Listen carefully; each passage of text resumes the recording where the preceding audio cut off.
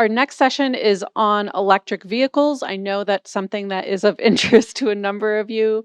And plus it's cars, so even for those of you who aren't covering that, hopefully it's of some interest.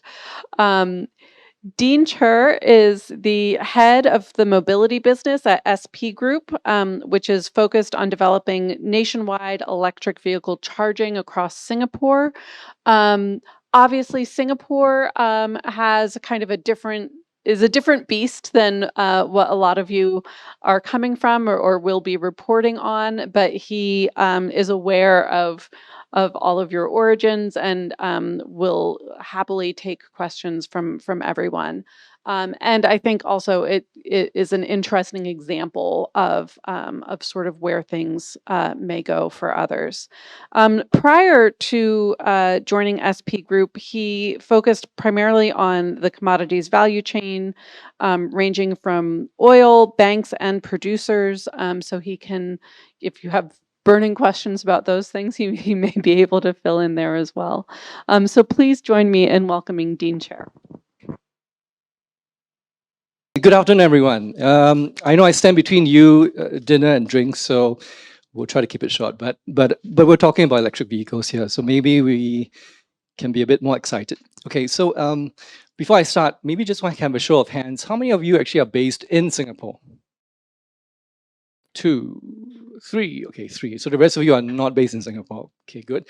The second question is, how many of you are driving an EVs or have driven an EVs or know? Okay, maybe let's just stick with driving and or have driven EVs. Okay, more. 1, 2, 3, 4. Okay, 4. Okay, still quite a low number, but which is good because I think this is actually an interesting space. So without further ado, I'm sorry, I need a clicker. Is there? Sorry. Okay, great. Okay, newbie. Okay, so let me just introduce. So my name is Dean. I'm some head of mobility at SP Group. Just to clarify, I'm not an academic. I'm not a think tank policy person. So I basically run the business. So I have an operator point of view. So hopefully that will give me certain angles, certain perspectives that I'll be happy to share with you on. So with that introduction done, I'll just prepare a couple of slides here. So this is also not a TED Talk. So if you at any point, if any questions you want to raise your hands and ask, please feel free to do so. Let's make it interactive. So I prepared a few slides just to guide the conversation and also in case we get into any awkward silences. So first of all, just about SP Group. So for those of you based in Singapore, I think you know who we are, but those who are not based here, we're essentially your national grid provider. So we are the national operator for the electricity and also for the gas network. And we run that as part of the business serving Singaporeans. But we also have another arm of the business, Sustainable Energy Solutions, which is looking at really non-regulated stuff, looking at solutions for decarbonization, and mobility happens to fall into one of them. So as SP Group, we are not just based in Singapore, we have regional offices around the area, quite a big, I guess, local organization, and this is just some of our background. So the next slide is actually more about what I do in the mobility space. And I forgot to mention another caveat. So this session is actually recorded, which is a first for me. So if we get into any sensitive questions, we will try to answer you in a delicate way. So, okay, so next thing, this is what I do. So this is SP Mobility as a business. So we're in the business of setting up charging infrastructure in Singapore. So this is the electric vehicle charging infrastructure. So we're currently been in operations for over 6 years. We started in 2018. We have about over 1,400 charging points now at over 400 locations. So this is littered all over Singapore, including a few chargers in this building itself. So that's our business, which is to set up infrastructure and then go out to get people to use infrastructure. And so the next slide is really more about 101. I think having done this engagement sessions, I think sometimes we start thinking that everyone knows what we're talking about, and we ask them AC, DC charging, and then we draw blank stares. So this is really something that I put together just to kind of prime the conversation. So this is an EV 101. So if I can draw attention to the top right, types of vehicles. So I have 4 different types of vehicles there, ranging from the most pollutive to the least pollutive. So here on the left side, you can see it's this ICE vehicle or internal combustion engine vehicle. There's no electric motor inside, so it's the most pollutive type of vehicle. The next type of vehicle there is actually a plug-in hybrid, where you actually do have a electric motor there. Sorry, this is not plug-in hybrid. This is a ICE vehicle with an electric motor. They call it maybe a mild hybrid. Depending on where you are, they may have different names for it. But this doesn't require you to plug in your vehicle. So you can see the third vehicle there. There's actually a plug there. So this is a plug-in hybrid where you can actually have a choice of both gasoline or having your vehicle plugged in to get fuel. So if you look at the fumes around it, this is like the third most non-pollutive type of vehicle. And the last one is really the one that we're focused on, the battery electric vehicle, the BEV or the zero emissions vehicle, the ZEV. So this is really a vehicle where there is no internal combustion engine at all. It runs entirely on an electric motor. So this explanation is actually also important as well, because if you, or even if you're not covering the EV space, it's actually a sector which has pretty dynamic, because there are a lot of conversations around it. So for example, I was talking to Jeff early on, so he drives a RAV4 plug-in in Washington. So basically, there are people driving different types of cars, and there are different different reasons why people do so. We'll get into a couple of them later on. So this is just to acquaint you to the vehicles, 4 types here. And then if I can orientate you to the bottom of the chart, EV charging. So for EV charging, this requires you to have a charger, which is what you see at the bottom right. It's just a pictorial representation. So for EV charging, we have AC and DC. So AC stands for alternating current, DC direct current. There are 2 different types of charging modes here. Maybe just to ask the audience a question. When we talk about fast charging and slow charging, do you think fast charging refers to the AC type of charger or the DC type of charger?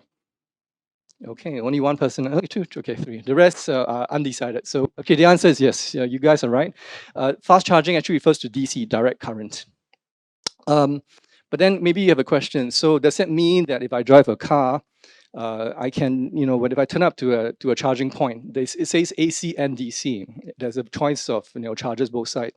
What do I do? Does it mean that I have to get my car from either the AC or the DC current? Well, the way to think about it is really the car is actually charged via direct current, DC. So that's why DC chargers are faster, because you don't have to convert the energy to DC current when it goes into the car. Which is also why AC chargers, the way to think about it, AC chargers are always smaller, the form size.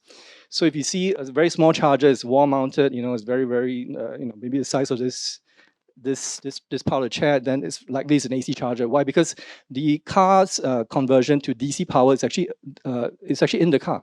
The car actually has an onboard converter, onboard charger that converts the AC power to DC power. So another misnomer or thing that we often get is, you go to an AC charger, it says AC22 or AC43. And then when you charge your car, you then write a complaint to us to say, wait a minute, I've been plugged into your AC43, but it's only giving me 7. There's something wrong with your charger. The answer there is no, because essentially for ACs, the onboard charger of the car actually is limited. It limits the electrons that it can be converted. So for most cars, the AC onboard charger is about 7 or 11.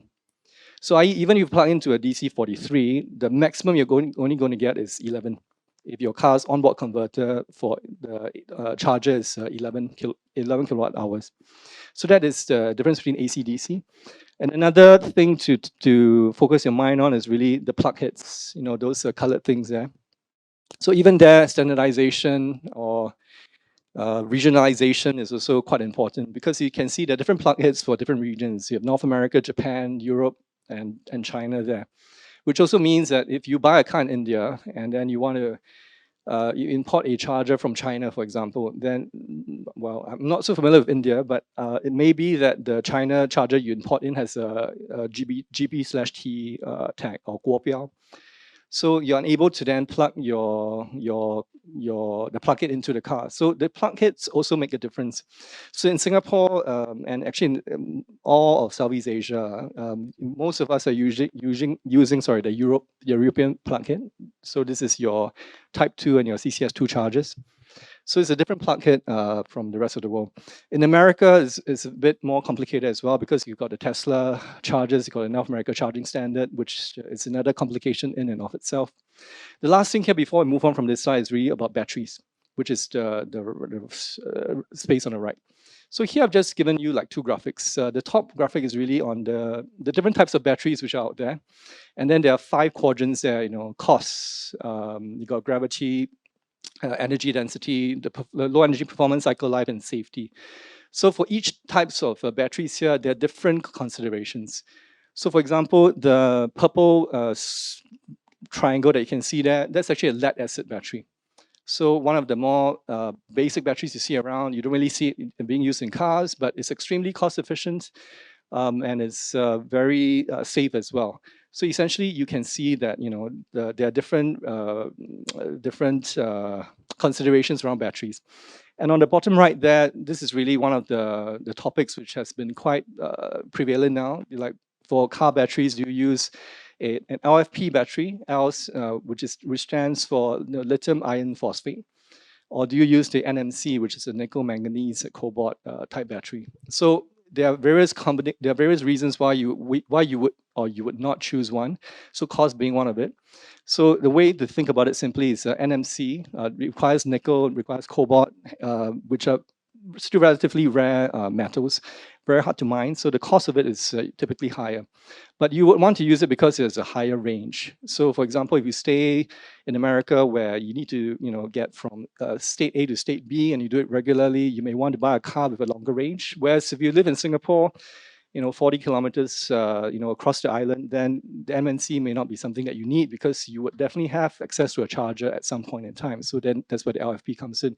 So again, this just sets the scene for electric vehicles.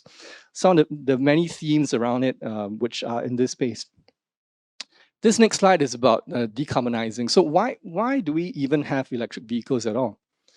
And this is probably the main reason why we are in this business. So really it's to quote unquote save the earth. But again, there also have been various pundits around it who have said, actually to produce an EV, you're actually creating more carbon. But the countervailing argument is really over the life cycle of the car. When you run it, for example, for 10 years, you're looking at basically an EV producing 50% less carbon emissions than the typical ICE vehicle out there. So I think some people have gotten it to a science where they tell you, if you drive an EV for a certain maybe 18,000 kilometers, that's a break-even point. After that, your EV actually saves a bit more carbon than when compared to an ICE vehicle. So in Singapore, for us, we have, like all other countries, certain net zero goals. So transportation is the third highest carbon emitter. And so for that, we actually have certain goals. So I think this next slide, sorry, if I can just figure out how to go back.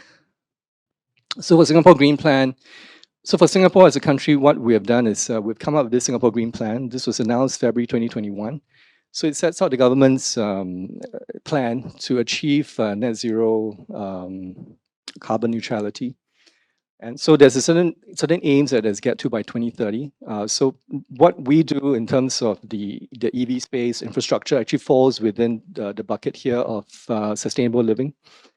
And so by 2025, which is next year, so new registration of diesel taxis and cars will cease. And then by 2030, if you were to walk in a showroom, you're not able to buy any ICE vehicle.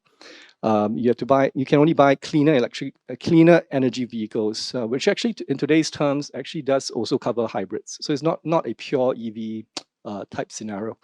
And then by 2040, there won't be any ICE vehicles on the road. It's all consists of clean energy vehicles. So the reason for that, I alluded to this earlier, which is, in terms of transportation, transportation is our third highest carbon emitter in Singapore, 16%. And if you look at what's number one, number two, look at power and industry, actually those are quite hard areas to go green. So transportation is fairly important. And then this last slide before open up for questions is really this is just a regional view. So I understand most of you here are not based in Singapore. So I have here just a picture of a slide with a comparison of the various countries around the region in ASEAN.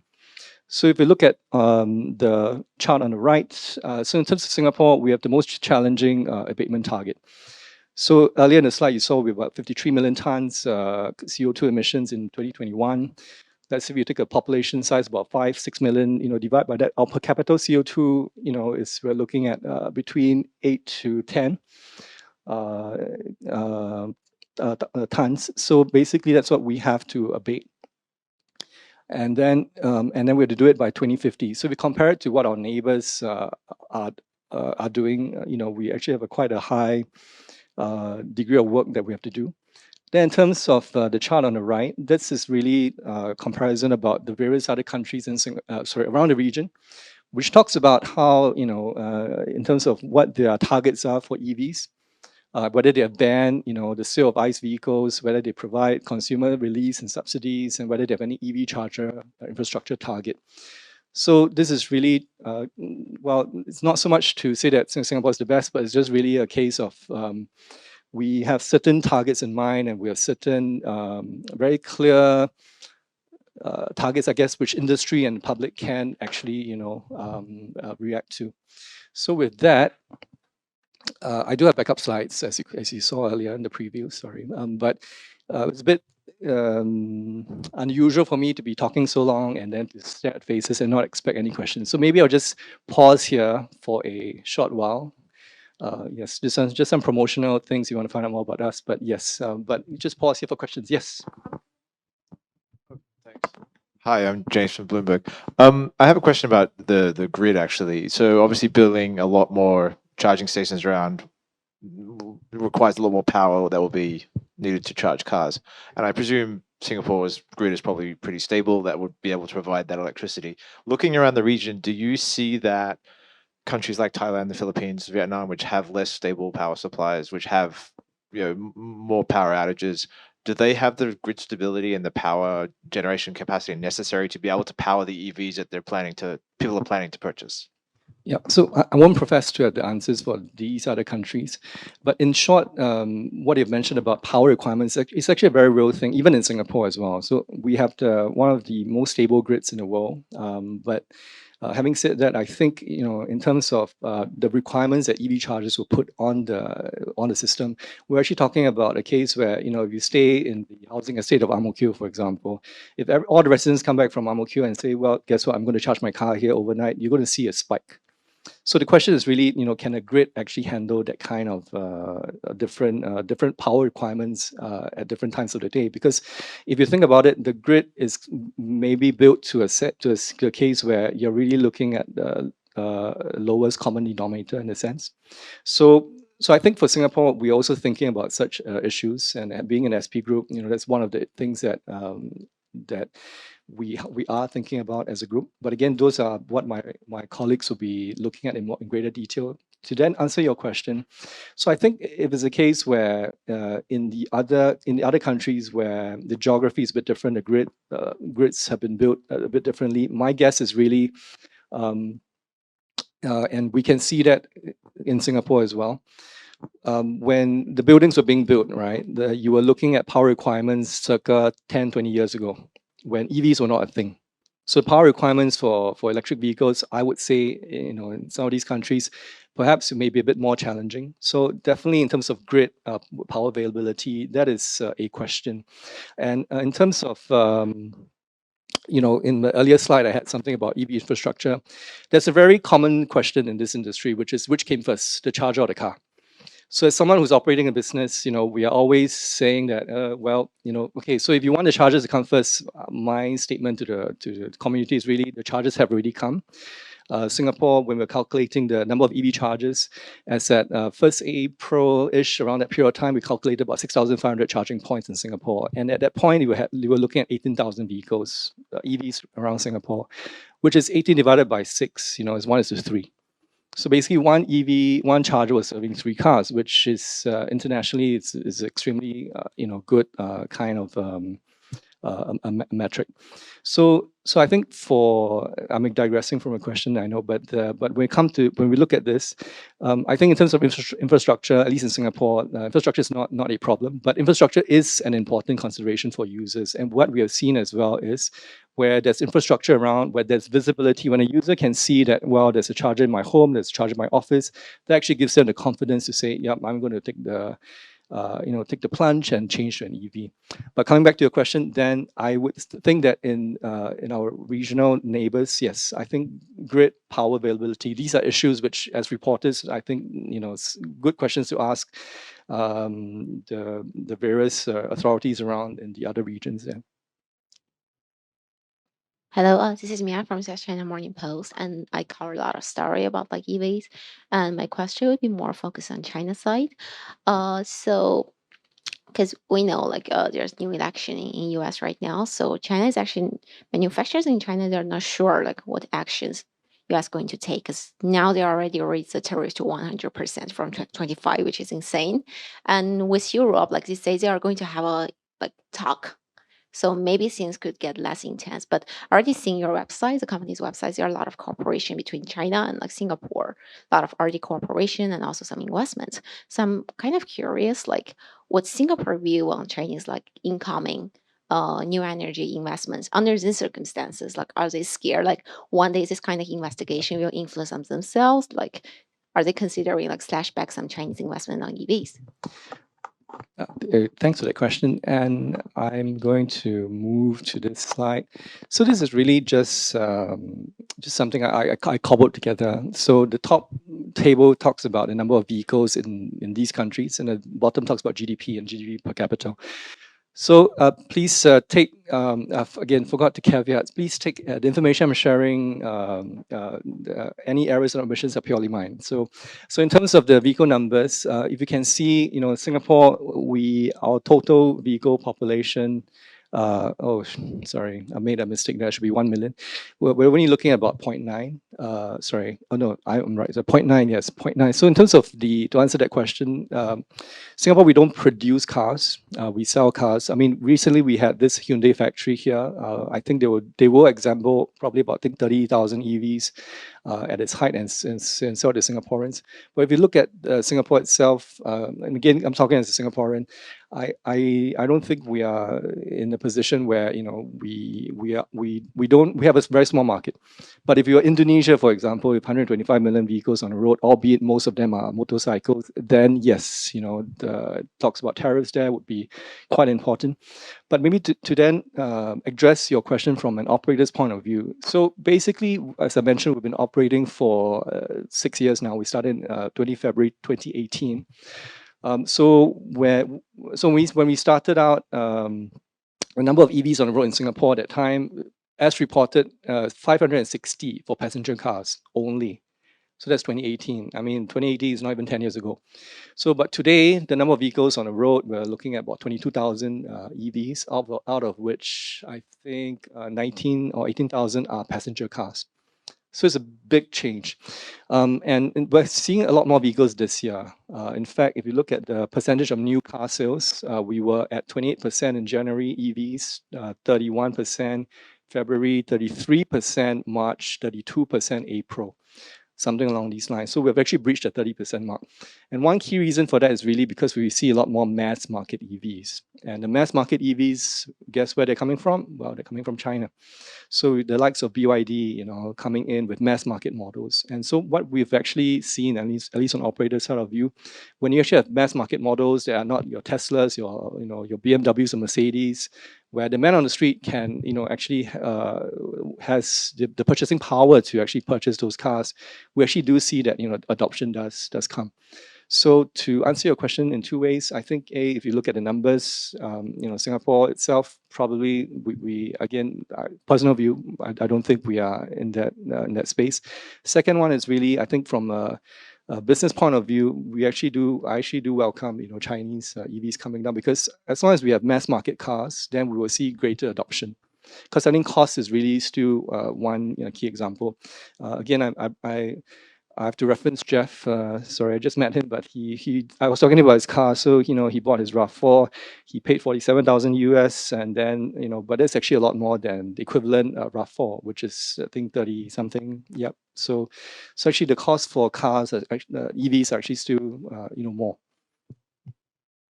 Okay, I'm Jisri from Bangkok, Thailand. It's great to hear that Singapore has more than 6,000 charging stations, whereas Thailand has about almost 10,000 charging stations. But we have more EVs on the road than Singapore. So the question is, what are the incentives for you as an operator to go into this business? And the second question is, what do you think of Toyota's multi-pathway approach? May have to ask you about that last one. But sorry, put on the slides. Can I just trouble you to go back one more, two more, one more. Sorry. Yes, this one. Yes. So to answer your first question, incentives for operators. Well, so for operators, the answer is we don't get any support. So so in terms of our business, we're actually operating only in Singapore at this point in time. So, but in preparation for this, I actually did quite a lot of research on what's happening around the region. And to my chagrin, I find that in Singapore we don't really give operators any incentives or discounts or subsidies, and it's recorded, so I have to watch what I say. But essentially, I think Singapore, we are very very private-led. So I think the private has led in terms of infrastructure growing, and the infrastructure is growing. So I think in terms of subsidies, that's not an area that government is focused on. I think it's a good thing that we already have some reliefs in the consumer reliefs section. So in terms of subsidies for operators, not so much, but for consumers, which are important, then there is. So I was looking at what's happening around the region as well. You have Indonesia, Thailand, Philippines, even Malaysia. Actually, every other country here has a vehicle production arm in their countries. And then, so I think for Thailand itself, they have a very generous 100,000 baht kind of subsidy for the producers, depending on whether the vehicle's battery is between, I think, 10 to 30 kilowatt hour. And whether the selling price is 2 million baht and above, 2 to 7 million baht. So depending on that range, you actually get a subsidy directly from the government. So if I were a producer, then I think that would be very important to me to sell my vehicles there, because I'm getting something from the government. But for Singapore, as an operator doing infrastructure, currently nothing in this space. But maybe after this video there will be something. I'm watching you too. So anyway, that's your second question. Toyota multi-pathway. Maybe you can explain a bit more about that. So Toyota has always said that EV is not the final solution to carbon emission reduction. So yeah, what do you think? Yes. Sorry.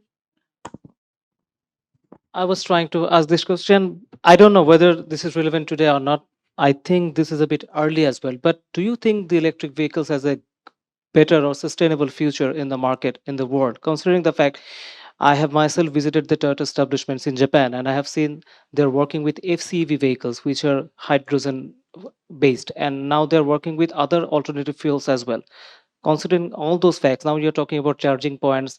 Maybe developing countries like Bangladesh should work on more electricity production to accommodate these kind of vehicles in future. But do you think these electric vehicles has a better future in the world, or we are going to some other alternatives? What is the future of electric vehicle?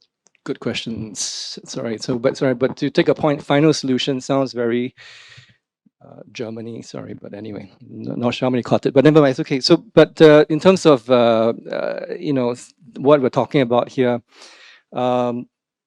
Toyota's hybrids and electric vehicles. So actually, in case there were awkward silences, I actually prepared this slide in some talking points. So I actually had a point here: barriers to adoption, compromise with hybrids. So essentially, my own personal view. But again, I'm talking from Singapore. If you saw, if you've been here, we're a very small country. Left to right, 40 kilometers, top to down, maybe 30, 40 kilometers as well. very small city. So for here in Singapore, I don't think we have range anxiety. In fact, I call it transition anxiety. I'm scared to transition because I'm scared about changing my driving patterns. So I think in terms of to answer that question, in Singapore itself we have a very unique ecosystem. And I think for charging, it's a solution for a city state like Singapore. I think it makes a lot of sense, as opposed to fuel cells. Because if you want to talk about fuel cells, essentially what do you need in order to have a fuel cell network?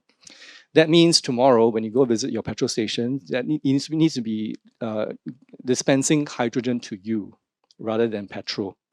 So hydrogen, the combustibility, forgot what's the level, the combustion level is it's a lot more volatile.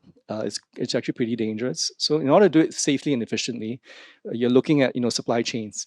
So if you were to run this business, if you ask yourself, tomorrow I need to convert all my petrol stations in Singapore to hydrogen, we're talking about a massive investment in terms of supply, because you have to fuel that hydrogen from country X, come here, put it in a safe tank, and then use vehicles which are safe enough to transport it to the petrol stations. Petrol stations may need to be retrofitted in order to be able to take the hydrogen, and then you need the cars to be there. We're really talking about a sea change altogether. Whereas we're not even we're just at the start of the electrification transition. So I think for a country like Singapore, where the calorific value of a vehicle is not so important, a smaller country where between point X to point Z, the average Singaporean doesn't have to think about traveling, more than 100 kilometers a day usually. Then I think electrification is actually quite a suitable solution. But for hydrogen, other countries are looking at it more for intrastate. Like, if we're moving from Singapore to Malaysia to Thailand, then yes, because traveling longer distances, the calorific value of hydrogen compared to electricity is a lot more. Then yes, as a fuel, that is important.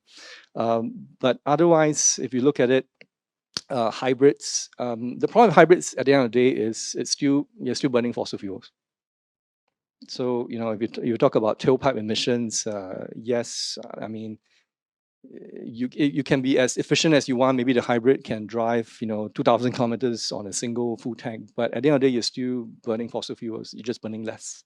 So I think that is my position around this. But obviously, I would have to say this because this is my business. But I think from any human being point of view, between something that doesn't give tailpipe emissions to something that still gives tailpipe emissions, then I think it does make sense to that we don't compromise at hybrids, but we make the change to electric vehicles. Sorry, a bit long-winded, but hopefully answered both your questions. Any other questions? Yes. Thank you for interesting sharing. Bonnie from the Standard, Hong Kong. Actually, well, I know that, Singapore, you don't make cars, make EVs, but then I was wondering if you have any technology in battery and also the recycling of battery and also EVs. Yeah, thank you. So in terms of technology, staring at the Singapore journalist, I'm not sure.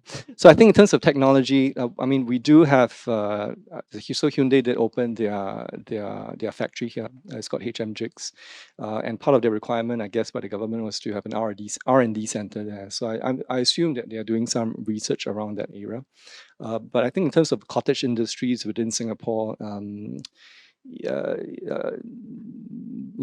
vehicles or automation is not really something that is core to us. So in terms of technology, I mean, in the car space, I'm not that familiar. In the charging space, for example, we do have certain solutions around, but I won't really say that that's really extremely high tech around that. So maybe that's just to answer your first question about technology, and the second question was about. Oh, recycling. Yeah, sorry, no, it's just slipped my mind. Yes, so recycling is also one important question around this. So if you remember my other slide about batteries, so you saw LFP batteries and then NMC batteries.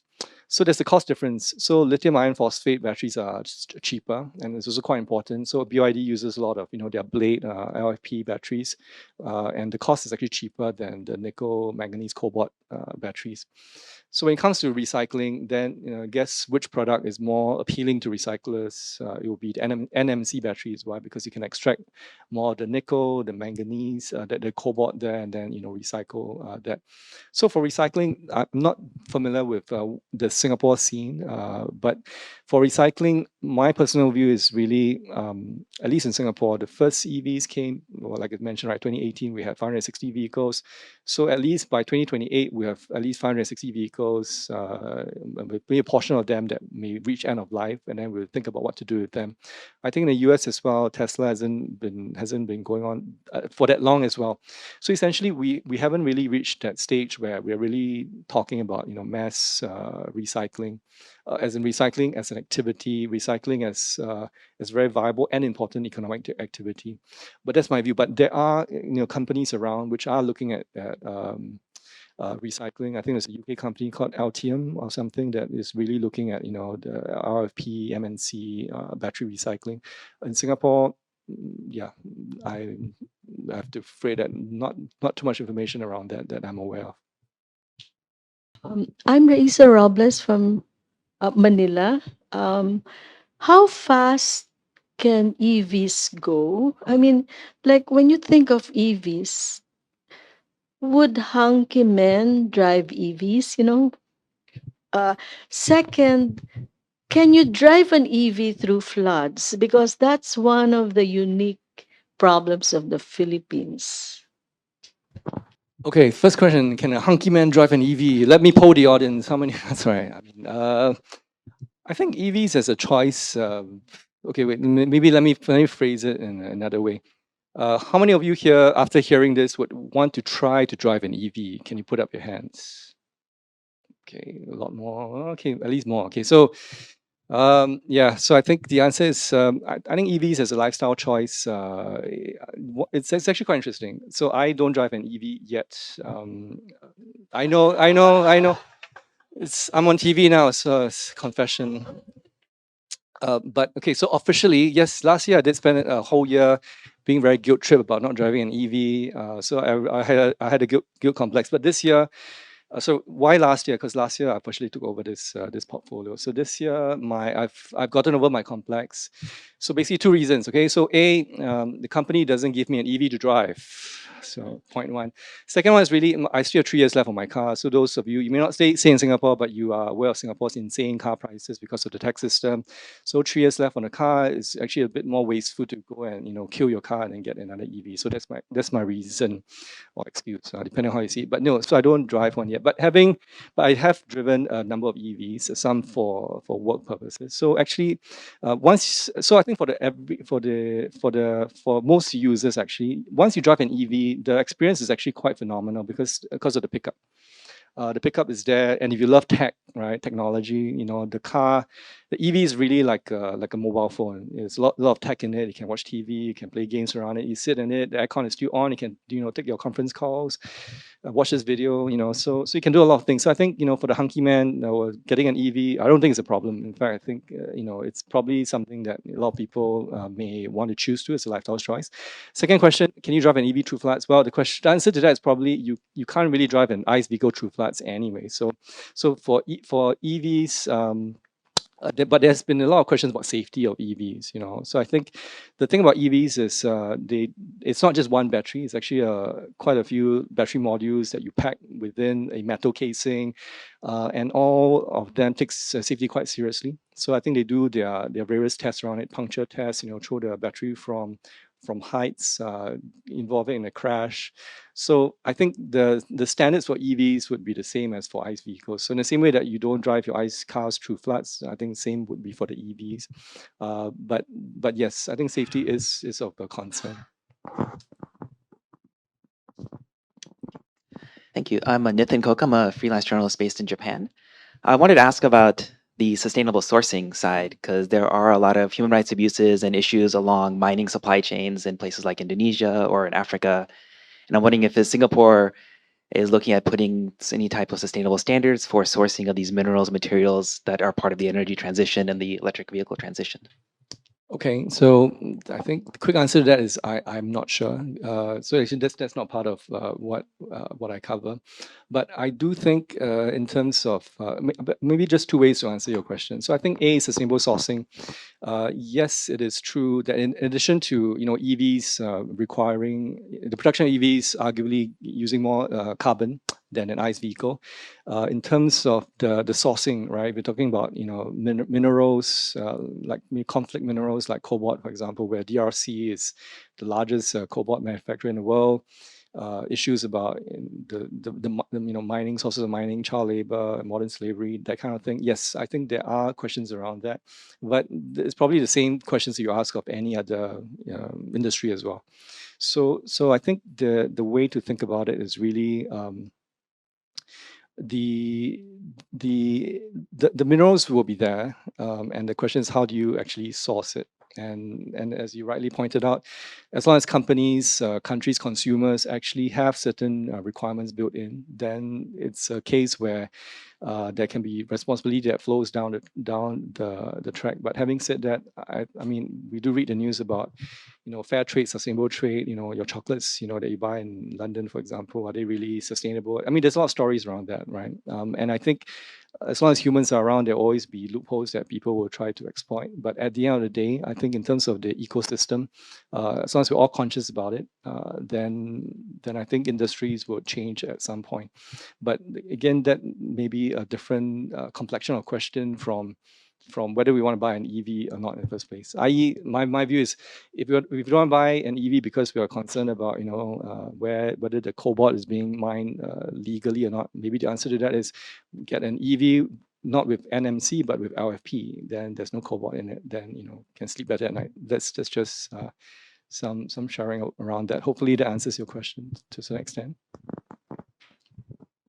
Hi, I'm Pallavi. I'm from India, and I wanted to ask whether Singapore and your group particularly is also thinking around battery swapping stations, because that would make EVs easier to use, considering that just as people go to fuel refilling stations and get it refueled in a minute or two, instead of charging stations, if battery swapping stations were used, that would make it easier as well. Yep. So I think for battery swap, the conventional wisdom around it is really battery swaps are great for motorcycles. For cars, yes, no, certain reasons around it that we can go into. I moved to this slide because if you look at motorcycles, a country will stand out very clearly, Indonesia. We're looking at 125 million motorcycles. So, but again, I think in each of these countries, actually, each of these countries have a different registration system. So, for example, in Singapore, you can only, I mean, you buy a car, you have a certificate that lasts you for 10 years. At the end of 10 years, you may renew that certificate for another 10 years. At the end of 10 years, you may then, I think, opt to renew it every year. But there's a limited lifespan to a car. But I think in other countries, registration is actually a bit different, and there may not be any end of life that that you will look at that is typical in Singapore. So why do I talk about Indonesia and motorcycles? So essentially for battery swap, for motorcycles, it's actually a very easy thing. I mean, you drive your motorcycle here, battery swap station here, you take out your 1 kilowatt battery, take out first kilowatt battery, go to a swap station, find an empty slot, put it in, another battery comes out, you put it in, back in. It's a 30-second job maybe. Take the second battery, do the same thing. In 1 minute, you're done. You have battery swap there. In terms of infrastructure footprint, you're looking at maybe a swap station that's the length of this table, about my height. Is that kind of infrastructure, that kind of setup, and maybe you have like 20 batteries there. So you constantly have they can like service 10 motorcycles, but then because the thing about charging is it's not a regular thing. Some people may have, there's different varying charging patterns that each one has. So with a station like this, you can actually serve a bit more. Now, if you then extrapolate that to a car, Okay, so car, the footprint is not this. So if you have gone to seen some battery swap stations in China, you're looking at maybe the space is probably the size of this room, if not more. Then you have, one car goes in for 10 minutes. There's either ramp up, ramp down. You extract the battery from the bottom of the car, you bring it down, store it somewhere, charge somewhere. I'm not that familiar with car battery swaps, but example, if you can only take 10 batteries, then you're looking at 10 cars, 10 minutes, then the batteries go somewhere or you're charging there. If you're charging there, you're looking at what, 10 times, let's just say 50 kilowatt hour, which is a very small size of battery, 500 kilowatt hour worth of batteries there. Safety concerns around it will be the bonker balls, I think. So basically you have such considerations, you have space considerations as well. So I think then it's a question of then economics commercial. So you go to Singapore. So if you say in Singapore, for example, the average cost of a car, the cheapest like mass market car now is 150,000 Sing dollars. So you go to a car, you buy $150,000 car. It comes with a brand new battery. You drive it around, fantastic drive, and then battery, you need to swap. Then you go to a battery swap station, and then you're like, okay, someone's going to take my new battery, and then give me another battery, whereabouts unknown. Okay, so then you put it in, then like the value of my $150,000 car, what has just happened? This battery, what's do I still own it? Is the battery? Can I trust the battery? Does it have charging issues around it? So there are commercial issues around it as well. But I'm just painting a very practical explanation around it. I'm sure in China they have worked out the economics around it. Maybe it can be a case where you buy the car without a battery. So it's just like a toy car, right? You buy for kids, take out batteries not included. So you buy the car and then it comes with a battery. You don't own the battery. The battery is constantly swapped, owned by the OEMs. So, but then it's a different market structure already. And then so if I can go back to my slide, sorry, yeah. So we can go back to the other slide. So if you look back to the slide which I had further up, yep. Dun, dun, dun. Yep. Sorry. Yes, this one. So, commercial market structure. So for a business, you're always wondering, because we're not doing this, out of the goodness of our heart. As in, it's a commercial endeavor. At the end of the day, you have to, get your P&L, pay the bills. So at the end of the day, we're looking at something like this. What is the market structure around it that for battery swap, for motor vehicles? Do we have that in Singapore today, for example? Do we have the regulations around it that would support a structure like this? So I think these are questions that have to be asked as well, in addition to battery swap. But otherwise, yes, battery swap as an idea, it's a very interesting idea that a lot of people talk about. But I think the conversations have also gone to solid state batteries, or batteries which have a very high storage capacity, such that you can maybe drive 1,000 kilometers just on one charge, or where you can actually do very fast charging. You can get the battery charged within 10 minutes. So all these are also considerations around countervailing considerations around like battery swap stations. Yeah. So long-winded answer, but hopefully answer your question.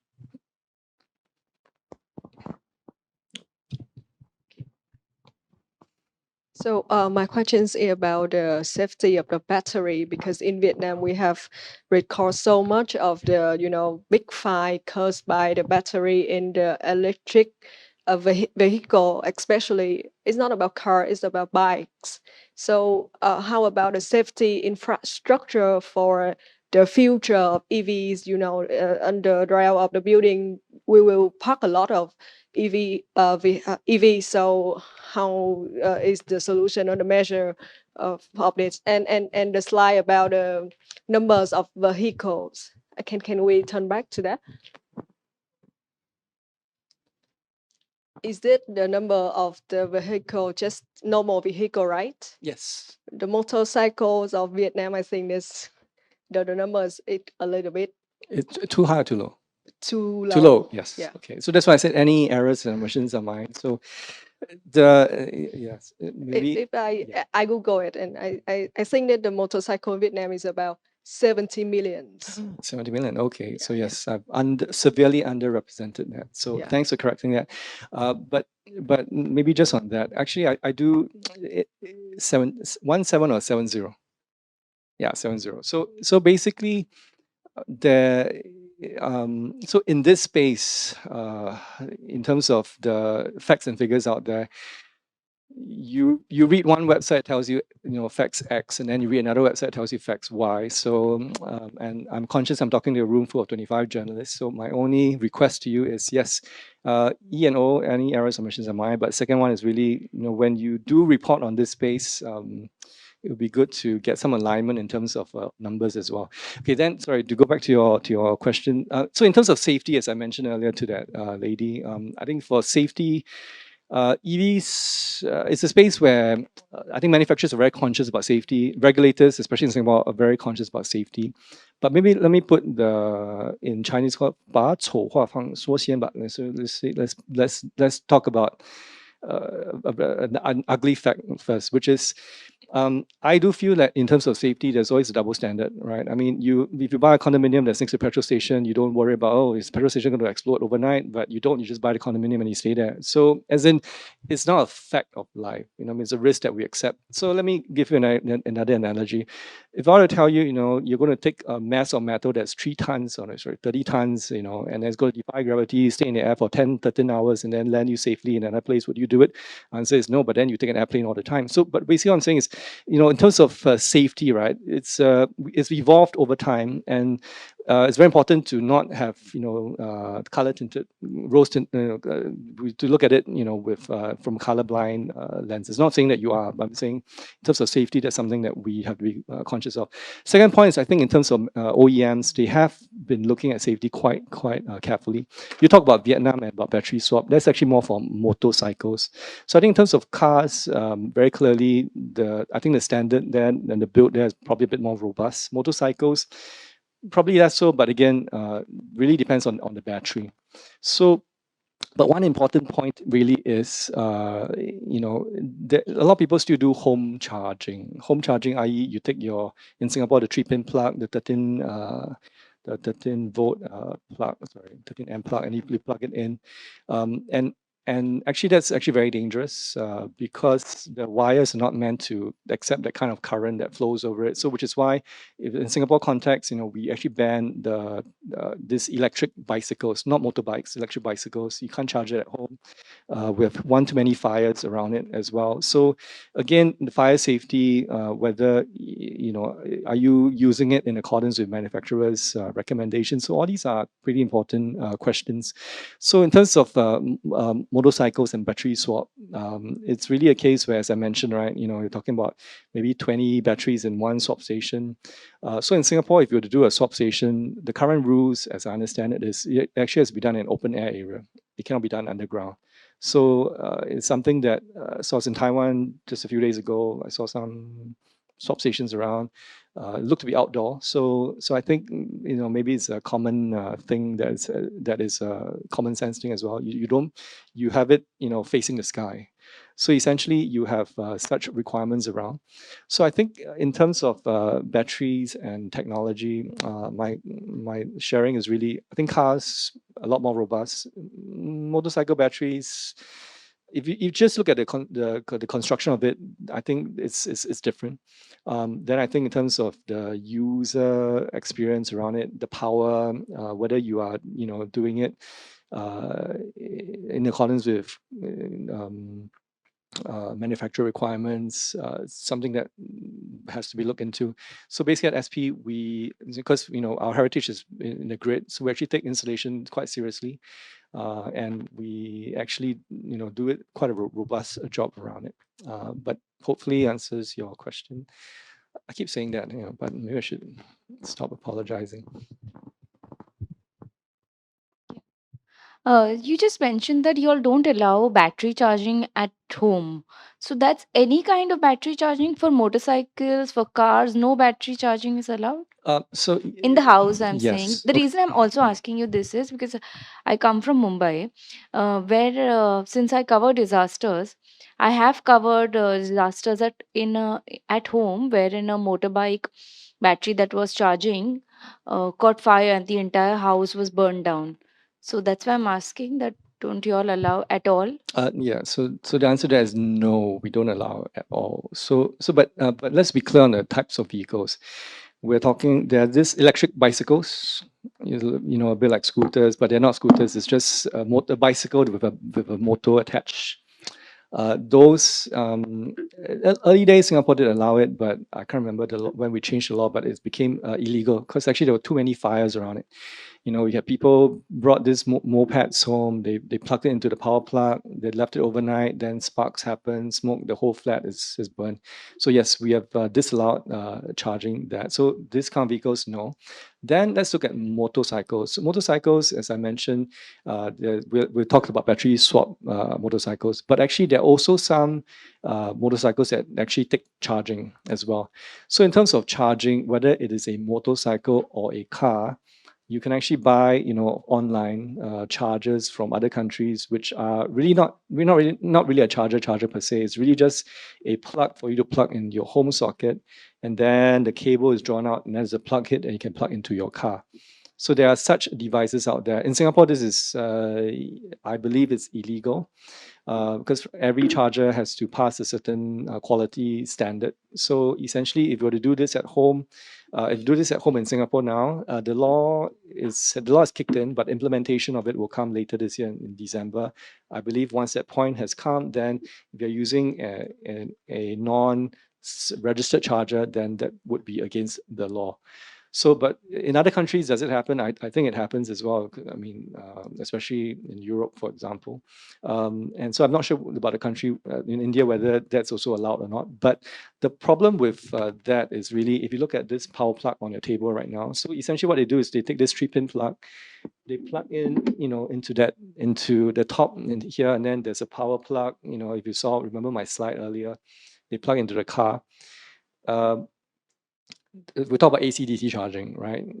This really drawing, and so here is definitely AC charging. You're drawing a huge amount of power from that socket, which may not be built to withstand the amount of current flowing through from that socket itself and the wire itself that goes through.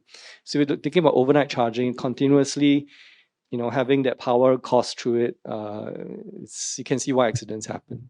Yeah. So hopefully that answers your question.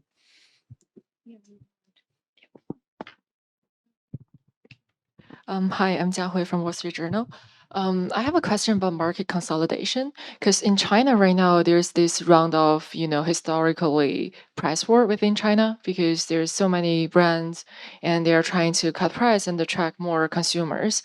I wonder what's the case in Singapore right now? Like, is there a top 3 or top 5 most popular brands, or is it I mean it's a relatively small market, but is there a dominant brand, or is it we are still undergoing this stage of market consolidation? Well, I think Singapore as a market itself, based on this, we only have 1 million vehicles effectively. So I think for Singapore, the most popular brand last year was Toyota, just by a little bit, and I think they beat probably Mercedes. Apparently, for the first quarter this year, the most popular brand in Singapore is BYD. So. But then apparently there's some other headlines that says Toyota is number 1. So again, I think maybe back to the journalism points, counting, maybe looking at different factors. But basically in Singapore, BYD is definitely quite popular. So in terms of the brands which are out there, I wouldn't say consolidation, because at the end of the day, I mean, Singapore is a price taker for vehicles. We don't produce cars. We don't have any national car brands as well. So I think in terms of what we do, is really just looking at whichever comes in. As I mentioned, I think mass market cars seem to be the flavor of the day. We do have some more expensive China brands coming, for example, Zeekr or Xiaopeng. Those are a lot more expensive, 200,000 Sing dollars, with some cases without COE. So we're looking at 200, 300, 400 Sing dollars, 1,000 Sing dollars, which I'm not sure whether it will make that list. I don't think so, again, because of the price. So to answer your question, price parity, I mean, brand consolidation, probably not. But what we will likely see in Singapore is a lot more of these China brands coming in, which if you contrast that to maybe 10, 20 years ago when we had Cherry come in Singapore, I think the perception from the man on the street was Cherry as a brand. associate that with poor quality cars. We don't really touch it. 800cc car, can't open the door, lots of problems. So we don't gravitate towards it. But today, if you tell them, I want to sell you a BYD, like, oh, yeah, I'm interested in Z-N1, C1 on the road looks great. Styling is great. So yes, you see a lot of that, which actually goes to your second point, which I think is about, is it more about a subsidy? I guess it's just market consolidation in a way, because I feel like in China it's because they have so many brands and they're trying to like promote all different kind of fancy technologies. But right now they're still undergoing that section. Like we're still trying to attract more consumers. I'm just curious, what's the case in Singapore? Correct. Which actually goes to your fellow's point from SEMP about the trade war. Because America slapped 100% tariff from 25% to 100%. Europe has slapped between 17 to 38%, depending on where they stand. So there's this trade war going around right now, which if you read some publications, some people say it's a bit hypocritical because before that the developed countries of the world were telling the less developed countries, you to open up markets, because let competition come in. But then when the shoe is on the other foot, you'll be like, oh, okay, actually, no, you are very competitive, but I have to protect my, totemic industries. So there's such themes going around. I think China, US. I understand today you guys had quite a few sessions around that. So big topics around it, what's going on in the world, the US elections coming up. So I think won't comment on that, but I think very, very clearly EVs, it is part of that whole discourse, US, China, what's going on, the trade, the tariffs around it as well. Yeah, just to add to point, because I feel like just because EU has recently increased the tariffs on China's made cars, and that's partially I'm seeing like major Chinese brands are prioritizing exporting to Southeast Asia market. So maybe that means like there will be more Chinese cars in Southeast Asia, and that leads to another question. So I've been talking with analysis in auto industry, and they're saying the first stage of EV is electrification, but the second stage is like auto driving. So all the major car makers, they are invest a lot on like auto driving right now. And Tesla is an absolute winner. It has the FSD driving technology, but in China, FSD is not allowed in China. I wonder what's the case in Singapore. Like, is the government open to this kind of auto driving technology? And what are some of the facilities the Singapore government or private companies are doing right now to facilitate all the auto driving technology? Because like a recent example in China is that the Chinese government recently allowed BYD and a bunch of other Chinese automakers to test their auto drivings in certain roads to access the data. But I don't know if Singapore government is willing to share that kind of data with foreign automakers, or what's the case? So for autonomous driving in Singapore, there are test beds around. For example, in One North, I believe there's a test bed area where there's an autonomous bus already that's going around, picking people who work around that area and drive them around autonomously. So there are pilots going on. So I think in terms of openness to technology, again, personal views, but I think Singapore is always open to share, to explore. But whether we want to lead the market, I think probably from a market size perspective, we probably want to wait and see adoption. Because I think if you look at it, autonomous technology has been around for quite a while already. The question is really safety. And every time you have an accident around it involving an autonomous vehicle, then confidence level dips, and then you have to find ways around it. It's a bit like safety for EVs as well. Every time there's a fire, an EV is involved. Oh, okay, is there a problem around it? So same thing as well for these kind of emerging technologies. My personal view for autonomous vehicles, we probably, I don't know. I don't see it happening so quickly yet. I believe infrastructure-wise, you perhaps need a lot more. You may need more sensor technologies, IoT, 5G. kind of sensors littered all around the island to enable that to happen safely. Will it happen? I'm sure it will happen. Will it happen soon? Again, I mean, your fellow here, when he was asking about fuel cell cars, I think same thing as well. You're going to have certain evolution around it, and then the use cases need to be there. Then it will come in some shape or form. A bit like AI, I guess. How it will disrupt our lives. Thank you. I'm Phúc from Forbes Vietnam. Yeah, I have a follow-up questions about Vietnam. Your company has expand business operation in Vietnam, but just focus on renewable energy, not in the EV system. From your view as a businessman and head of mobility in the group, can you share some challenges to investing in the infrastructures in EV system in Vietnam? Okay. Conscious that my boss and my boss's boss may be watching this, so be careful in what I say. But yes, but you're right. SP does have an office in Vietnam. We are involved in district cooling solutions around it, energy solutions, solar, but we're not there in the EV space. So in terms of EV, I mean, in terms of infrastructure, so I think the view around it is really, so why is SP in this space? We're there because we run the grid. It's actually ancillary to our business. So if you look around, if you think about your home countries, who are the people, running EV networks? Actually, you see a lot of them are the utility companies. I mean, there's one natural growth area of that of the utilities business. So from that point of view, then if I were to extrapolate that to Vietnam or maybe even to Malaysia, for example, then the question is, are we doing utilities there? And the answer there is no. So I think in terms of a business, the competitive advantage that we would bring to a country, I think these are things that we would consider. But having said that, I mean, we do have representation and offices around the region as well. So maybe at some point there'll be some considerations around it. But again, from a commercial point of view, is always a question about what kind of competitive advantage are we bringing to a country, and whether in terms of solutions, right? At the end of the day, if you look at some of these countries, as in Vietnam included, you'll find that a lot of the countries are very motorcycle based, and so the solution there is probably more battery swap rather than a vehicle charging. Whereas in Singapore, it's actually the reverse. We have a lot more cars than motorcycles.